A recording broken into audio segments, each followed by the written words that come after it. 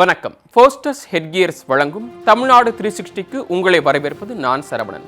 தமிழகத்தில் உள்ள அனைத்து மாவட்ட நிகழ்வுகளையும் விரிவாக பார்ப்பதற்கு முன்பு முதலில் தலைப்புச் செய்திகளை பார்க்கலாம். பெஞ்சல் புயலால் பாதிக்கப்பட்ட விழுப்புரம் மாவட்ட மக்களுக்கு நிவாரண பொருட்கள். மயிலாடுதுறை மாவட்ட ஆட்சியர் அலுவலகத்தில் இருந்து 3 வாகனங்களில் அனுப்பி வைப்பு.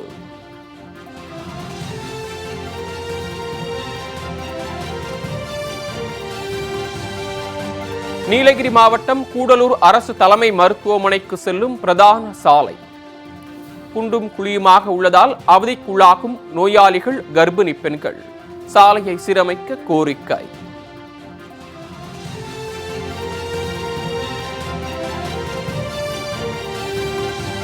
ராமநாதபுரத்தில் ஜல்ஜீவன் திட்டத்தின் மூலம் கொடுக்கப்பட்ட அத்தனை இணைப்புகளிலும் உடைப்பு.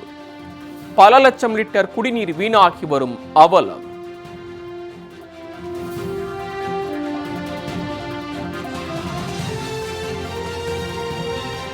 குமாரபாளையத்தில் சாலையில் கிடந்த பணப்பையை காவல் நிலையத்தில் ஒப்படைத்த இரவு காவலாளி. நேர்மையான காவலாளிக்கு குவியும் பாராட்டுகள்.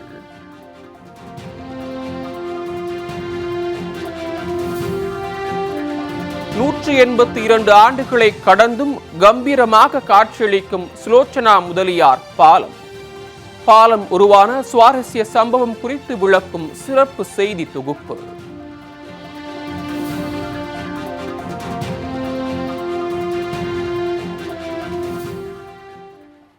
தொடர்ந்து செய்திகளை விரிவாக பார்க்கலாம்.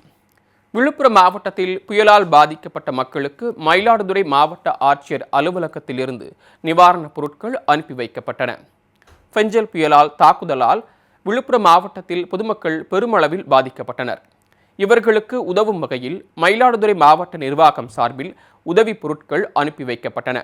45,60,477 ரூபாய் மதிப்பிலான அரிசி, மளிகை பொருட்கள், பாய் உள்ளிட்டவற்றை அனுப்பி வைத்தனர்.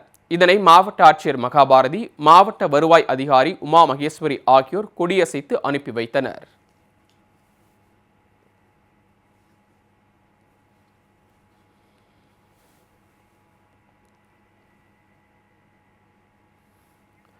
கூடலூர் அரசு தலைமை மருத்துவமனைக்கு செல்லும் சாலை குண்டும் குழியுமாக உள்ளதால் நோயாளிகள் மற்றும் கர்ப்பிணி பெண்கள் கடும் அவதிக்குள்ளாகி வருகின்றனர். நீலகிரி மாவட்டம் கூடலூர் அரசு தலைமை மருத்துவமனைக்கு பந்தலூர், தாளூர் உள்ளிட்ட பல்வேறு பகுதிகளில் இருந்து நாள்தோறும் 100க்கும் மேற்பட்ட நோயாளிகள் சிகிச்சைக்காக வந்து செல்கின்றனர். இந்நிலையில் இந்த மருத்துவமனைக்கு செல்லும் சாலை கடந்த பல வருடங்களாக பராமரிக்கப்படாமல் குண்டும் குழியுமாக காட்சியளிக்கிறது. இதனால் மருத்துவமனைக்கு வரும் கர்ப்பிணி பெண்கள், முதியவர்கள், நோயாளிகள் கடும் சிரமத்திற்கு ஆளாகி வருகின்றனர். குறிப்பாக அவசர கால தேவைகளுக்கு 108 ஆம்புலன்ஸில் செல்லும் நோயாளிகள் கடும் இன்னல்களுக்கு ஆளாகி வருகின்றனர். எனவே மருத்துவமனைக்கு செல்லும் சாலையை சீரமைத்து தர வேண்டும் என அப்பகுதி மக்கள் அரசுக்கு கோரிக்கை விடுத்துள்ளனர்.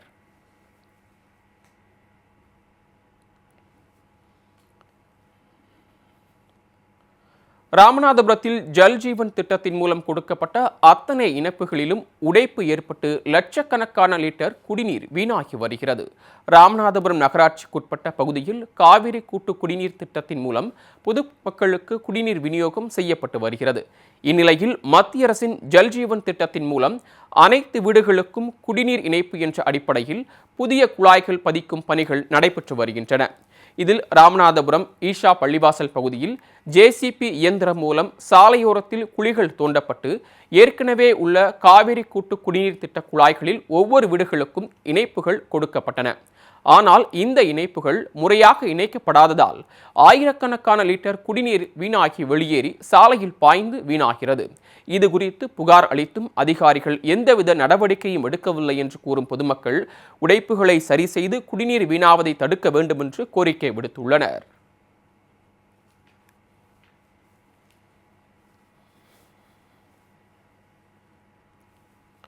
குமாரபாளையத்தில் சாலையில் கிடந்த பணப்பையை பாதுகாப்பாக காவல் நிலையத்தில் ஒப்படைத்த தனியார் பள்ளியில் இரவு காவலாளிக்கு பாராட்டுகள் குவிந்து வருகின்றன.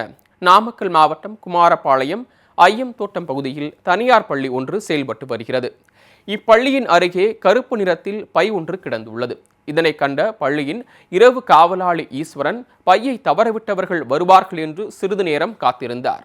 ஆனால் யாரும் வராத நிலையில் பையை திறந்து பார்த்தபோது அதில் பணம் இருப்பதை கண்ட காவலாளி பள்ளி நிர்வாகத்திடம் ஒப்படைத்துள்ளார்.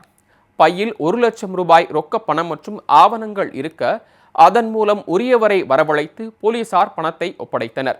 பையை தவறவிட்டவர் மின்சாதன கடைகளில் வசூல் செய்த பணத்தை அலுவலகத்தில் கட்டுவதற்காக சென்றபோது வேகத்தடையில் பையை தவறவிட்டதாக கூறினார். இதனையடுத்து நேர்மையாக செயல்பட்ட இரவு காவலாளி ஈஸ்வரனுக்கு போலீசார் பொன்னாடை அணிவித்து வாழ்த்து தெரிவித்தனர். வருவாங்களா அப்படின்னு பார்க்கறதுக்கு ஒருத்தர் வரல. மறுபடியும் நான் ஸ்கூல் வாட்ச்மேனு ஸ்கூலுக்கு போய் அதுக்கு திறந்து பார்த்தேன். டைரி இருந்ததில் நம்பருக்கு இது பண்ணி பார்த்தேன். சம்மந்தப்பட்டவங்க பேசுகிற மாதிரி தெரியல. உடனே நம்ம ஸ்கூல் சம்மந்தப்பட்டவங்க கேஷியர்கிட்ட தகவல் கொடுத்தேன். சரின்னு உடனே அவங்க ஸ்டெப் எடுத்து சம்மந்தப்பட்டவங்களுக்கு ஃபோன் பண்ணி வர சொல்லி ஆளுங்களை போலீஸ் ஸ்டேஷனுக்கு தகவல் கொடுத்து சம்மந்தப்பட்டவங்களையும் போலீஸ் ஸ்டேஷனுக்கு வர சொல்லி அவங்களுக்கு திருப்பி கொடுக்குற சூழ்நிலைக்கு வந்தாங்க. எங்களுக்கு அதை பாராட்டு தெரிவித்து எங்களுக்கு பொன்னாடை போட்டு மகிழ்விச்சாங்க.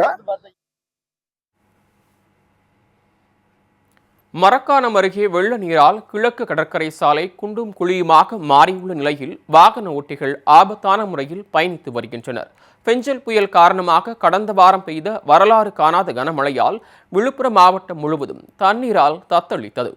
இதில் மரக்காணம் அருகே கூனிமேடு பகுதியில் உள்ள புதுச்சேரி சென்னை கிழக்கு கடற்கரை சாலையில் வெள்ள நீர் சூழ்ந்ததால் பொது போக்குவரத்து நிறுத்தப்பட்டது.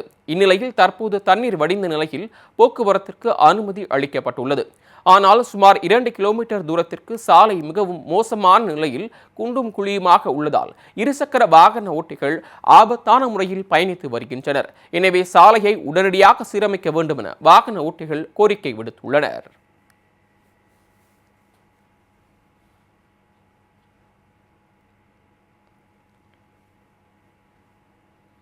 தருமபுரியில் இருசக்கர வாகனத்தில் தலைக்கவசம் அணிந்து வந்தவர்களை பாராட்டி போலீசார் ரெயின்கோட் வழங்கி வாழ்த்தினர்.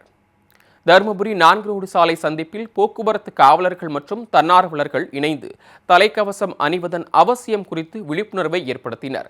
இதில் இருசக்கர வாகனத்தில் தலைக்கவசம் அணிந்து வந்தவர்களை பாராட்டி ரெயின்கோட் வழங்கி வாழ்த்து தெரிவித்தனர். மேலும் இருசக்கர வாகனத்தில் வருபவர்கள் அனைவரும் கட்டாயம் தலைக்கவசம் அணிய வேண்டும் என்றும் போக்குவரத்து விதிகளை கடைபிடிக்க வேண்டும் எனவும் அறிவுறுத்தினர். இந்த நிகழ்ச்சியில் போக்குவரத்து காவல் உதவி ஆய்வாளர்கள் ரகுநாதன், கோமதி, காமராஜ் மற்றும் தன்னார்வலர்கள் பலரும் கலந்து கொண்டனர்.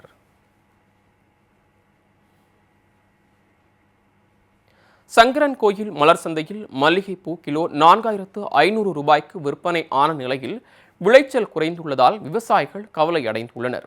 தென்காசி மாவட்டம் சங்கரன் கோயில் பகுதியில் அதிக அளவில் மலர் சாகுபடி செய்யப்பட்டு வருகிறது.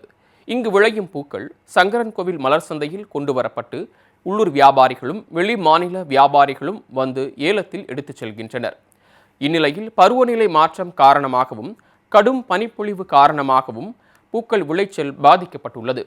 மலர் சந்தைக்கு நாள் ஒன்றுக்கு 500 கிலோ மல்லிகைப்பூ வரும் நிலையில் தற்போது வெறும் 50 கிலோ மல்லிகைப்பூ மட்டுமே வந்துள்ளதால் மல்லிகைப்பூவின் விலை கிடுகிடுவென உயர்ந்து 1 கிலோ மல்லிகைப்பூ 4500 ரூபாய்க்கு விற்பனையானது. இதேபோன்று பிச்சிப்பூ கிலோ 750 ரூபாய்க்கு விற்பனையானது.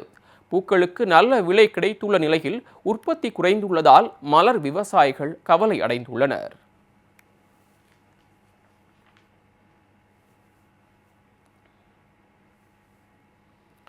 நாகையில் பருவமழை பெய்துள்ளதால் விவசாயிகள் தாளடி பணியில் நேரடி நெல் விதைப்பில் ஈடுபட்டுள்ளனர். டெல்டா மாவட்டங்களில் கடைமடை மாவட்டமான நாகப்பட்டினம் மாவட்டத்தில் குறுவை நெல் சாகுபடிக்கு உரிய நேரத்தில் நீர் திறக்கப்படாத நிலையில் விளைச்சல் பாதிக்கப்பட்டது. மேலும் அறுவடை பணியின் போது கனமழை பெய்ததால் பயிர்கள் நீரில் சாய்ந்து சேதமடைந்தன. ஒரு வழியாக அறுவடை பணிகள் நிறைவடைந்த நிலையில் தற்போது கீழ்வேலூர், தேவூர், பட்டமங்கலம், ராதாமங்கலம், கிள்ளுக்குடி உள்ளிட்ட பகுதிகளில் விவசாயிகள் தாளடி நெல் சாகுபடி பணியில் ஈடுபட்டுள்ளனர். விவசாயிகள் தங்கள் நிலங்களை டிராக்டர் கொண்டு உழுதும் நேரடி நெல் விதைப்பிலும் ஈடுபட்டு வருகின்றனர். குறுவை சாகுபடியில் ஏற்பட்ட நஷ்டத்தை ஈடுகட்டும் வகையில் தாளடி விளைச்சல் அமைய வேண்டுமென்று இயற்கையை வேண்டி பணிகளை தொடங்கியுள்ளனர்.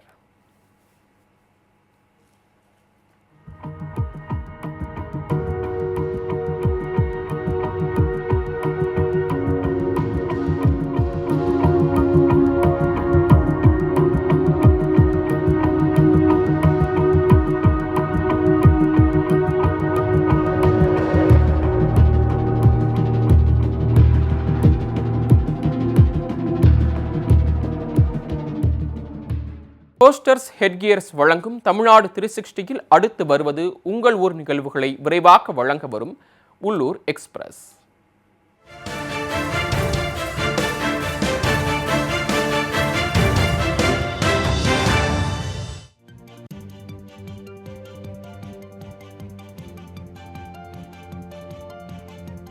கிருஷ்ணகிரி அருகே புயலால் வலுவிழந்த புளியமரம் சாய்ந்ததால் வீட்டின் மேற்கூரை முற்றிலுமாக சேதமடைந்தது.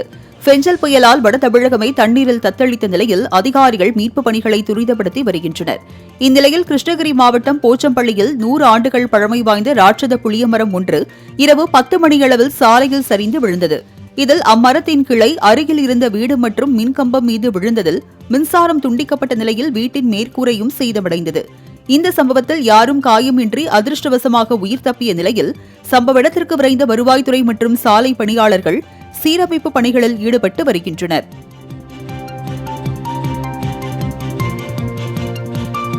உலக எய்ட்ஸ் தினத்தை முன்னிட்டு தஞ்சையில் விழிப்புணர்வு பேரணிக்கு ஏற்பாடு செய்யப்பட்டது. இதனையடுத்து தஞ்சையில் நடைபெற்ற பேரணியில் செவிலியர்கள், கல்லூரி மாணவிகள், தன்னார்வலர்கள் என ஏராளமானோர் பங்கேற்றனர். ரயில் நிலையத்தில் தொடங்கிய பேரணி ஆற்றுப்பாலம், காந்திஜி சாலை என நகரின் பிரதான சாலைகளில் பதாகைகள் ஏந்தி அமைதியான முறையில் விழிப்புணர்வு ஏற்படுத்தினர்.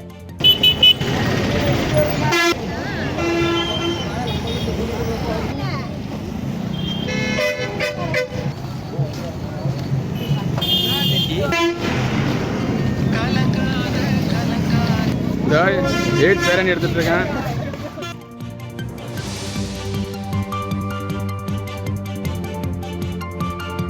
தேனி அருகே நகராட்சி சார்பில் தூய்மை பணியாளர்களுக்கான சிறப்பு மருத்துவ முகாம் நடைபெற்றது. தேனி மாவட்டம் போடி நாயக்கனூரில் உள்ள அரசு மருத்துவமனையில் தூய்மை பணியாளர்களுக்காக சிறப்பு மருத்துவ முகாம் நடைபெற்றது. நகராட்சி மற்றும் அரசு மருத்துவமனை இணைந்து நடத்திய இந்த முகாமில் பங்கேற்ற 50க்கும் மேற்பட்ட தூய்மை பணியாளர்களுக்கு சர்க்கரை நோய், இரத்த அழுத்தம் உள்ளிட்ட பல்வேறு இலவச பரிசோதனைகள் மேற்கொள்ளப்பட்டது.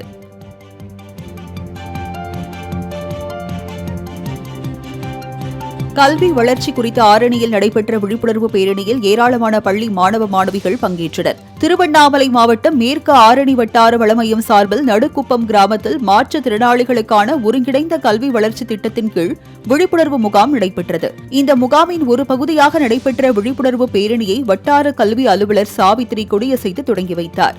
இதில் பங்கேற்ற ஏராளமான பள்ளி மாணவ மாணவிகள், மாற்றுத்திறனாளி மாணவர்கள் கல்வியின் தனித்துவம் குறித்து பதாகைகள் ஏந்தி முக்கிய வீதிகளில் ஊர்வலமாக சென்றனர்.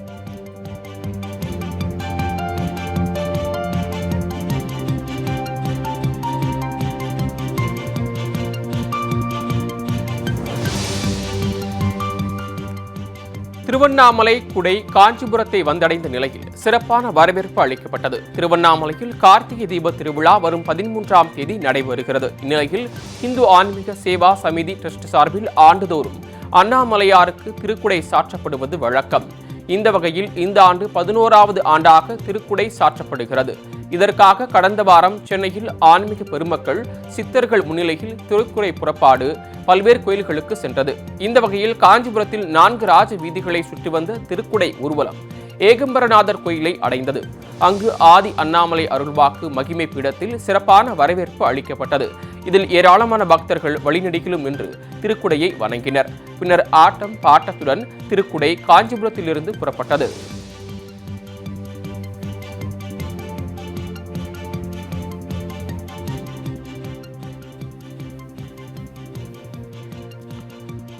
திண்டுக்கல் அருகே ஊர் மக்களுடன் இணைந்து தன்னார்வலர்கள் கண்மாயை சுத்தம் செய்த சம்பவம் அப்பகுதியினரிடையே பாராட்டுகளை பெற்று வருகிறது. கடந்த மாதம் பெய்த கனமழையால் திண்டுக்கல் மாவட்டம் செம்பட்டி அருகே புல்வெட்டி கண்மாயில் தண்ணீர் நிரம்பி மறுகால் பாய்ந்து வருகிறது. இந்நிலையில் ஐயப்ப பக்தர்கள் மற்றும் சுற்றுப்புற கிராம மக்கள் கண்மாயில் குளித்து மகிழ்ந்தனர். இந்த நிலையில் துணிகள், பிளாஸ்டிக் பாட்டில்கள் நிறைந்து அசுத்தமாக காணப்பட்ட கண்மாயில் சமூக ஆர்வலர்கள் சிலர் தூய்மை பணியில் ஈடுபட்டனர். சுமார் 2 மணி நேரமாக தூய்மை பணியில் ஈடுபட்ட தன்னார்வலர்கள் அத்திமரம், ஆலமரம் உள்ளிட்ட மரக்கன்றுகளை கரையில் நட்டு வைத்த சம்பவம் அப்பகுதி மக்களிடையே வரவேற்பை பெற்றுள்ளது.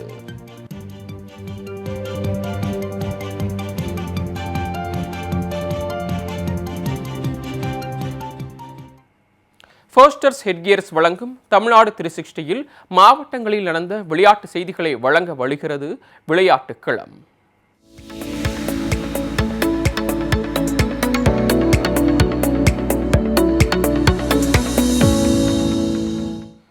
சாயல்குடியில் நடைபெற்ற இரட்டை மாட்டு வண்டி பந்தயத்தை ஏராளமான பொதுமக்கள் கண்டுகளித்தனர். துணை முதலமைச்சர் உதயநிதி ஸ்டாலின் பிறந்த நாளை ஒட்டி ராமநாதபுரம் மாவட்டம் சாயல்குடி பகுதியில் இரட்டை மாட்டு வண்டி பந்தயம் நடைபெற்றது. இதில் ராமநாதபுரம், தூத்துக்குடி, திருநெல்வேலி, சிவகங்கை, மதுரை என தென் மாவட்டங்களில் இருந்து 50க்கும் மேற்பட்ட மாட்டு வண்டிகளுடன் பந்தய வீரர்கள் பங்கேற்றனர்.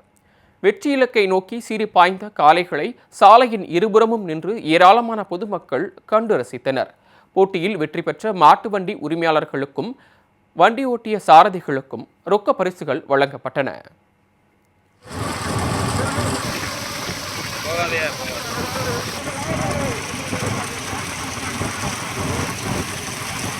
நாலு பேருக்காக 1 ஆறு காலம் மாற்றி வரீங்களா?